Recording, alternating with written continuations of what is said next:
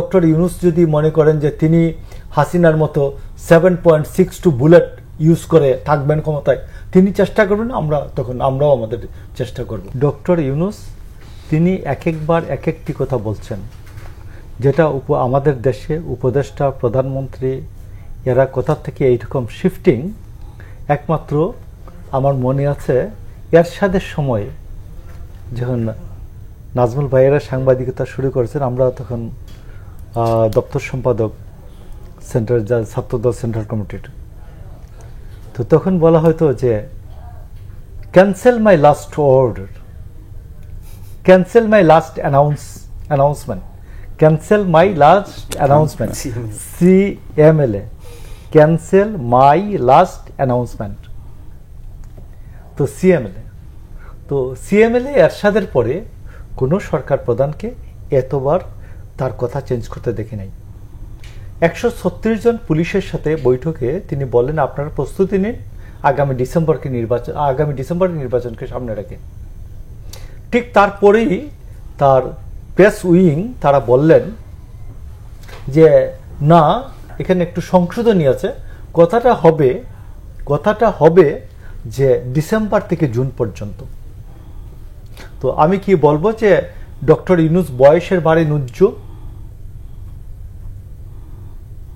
আপনি দেখুন, আমরা বয়সের ভারে নুজ্জ মনে করি না ডক্টর ইউনূসকে। ডক্টর ইউনূস এখনো ভালোই পৃথিবীর বুকে বক্তৃতা করে বেড়ান বিভিন্ন জায়গায়, তার বক্তৃতা মানুষ টাকা পয়সা দিয়ে শোনে।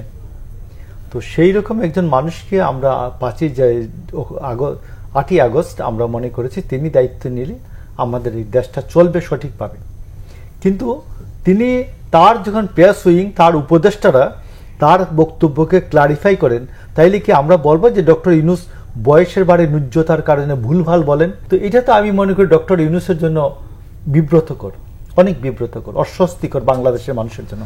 তো এই জন্য বিএনপি অসন্তোষ প্রকাশ করেছে।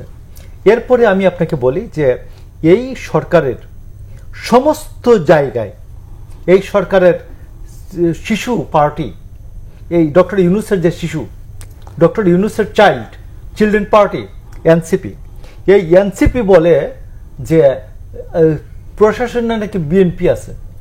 আমি আপনাকে কয়েকটা জায়গার নাম বলি, আপনাকে একটু আপনার সময় আপনাকে আমরা সে বিষয়ে আলোচনা করবো। আমি একটু জানতে চাচ্ছিলাম যে এই যে এখন বিএনপির আসলে করণীয়টা কি?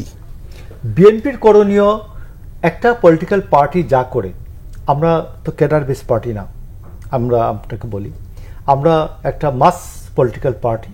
এটা হচ্ছে গণসংগঠনগুলি জনমত সংগঠিত করে এবং কর্মসূচি দেয় এবং আস্তে আস্তে এটাকে হার্ড লাইনে যায়। এবং সরকার যদি এই কথাবার্তা না শুনে, আমরা সরকারের কাছ থেকে প্রথমত আমরা সরকারের প্রতি আমাদের যে সমর্থন আছে এটা প্রত্যাহার করব, 1। তারপরে যদি সরকার না শুনে, তারপরে আমরা বিভিন্ন জায়গায়, ধরুন আজকে বিভাগ ওয়াইজ আমরা কিছু সমাবেশ দেব। সমাবেশেও যদি কাজ না হয়, আমরা অন্যান্য কঠোর কর্মসূচি যেগুলো আছে এগুলো দিব।